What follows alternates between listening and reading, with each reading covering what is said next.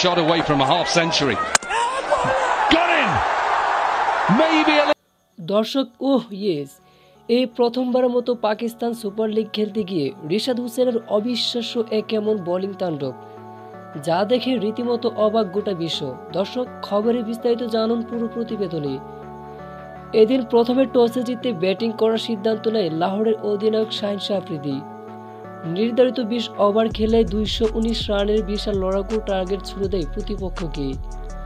জবাবে লাহোরের বোলারদের দাপটে শুরুতে টপ অর্ডার ব্যাটারকে হারিয়ে বসে তারা। এরপর মাঝে রয়েলু রসু ও শোয়েব মালিকরা ব্যাটিংয়ে ঝড় তোলা শুরু করেন। ঠিক তখনই রিশাদ বোলিংয়ে এসে ভয়ঙ্কর ব্যাটার রয়েলু রসুকে সাজঘরে ফিরান। এরপর আবারও বোলিংয়ে ৯টি রান খরচ করেন, তবে এই ওভারে কোনো উইকেটে দেখা পাননি তিনি। তবে রিশাদ তার নিজের লাস্ট ওভারে দেখান ম্যাজিক। এই ওভারে গুরুত্বপূর্ণ ২টি উইকেট শিকার করে লাহোরকে জয় এনে দেন তিনি। আর তাই তো রিশাদের এমন অবিশ্বাস্য বোলিং দেখে পাকিস্তানি ক্রিকেট ভক্তরা বিশাল প্রশংসা করছে। তো দর্শক, পাকিস্তান সুপার লিগে রিশাদের এমন পারফরম্যান্স দেখে আপনাদের কাছে কেমন লেগেছে তা এই বিষয়ে জানিয়ে দিন আপনাদের মতামতটি আমাদের ভিডিওর কমেন্ট বক্সে। ধন্যবাদ।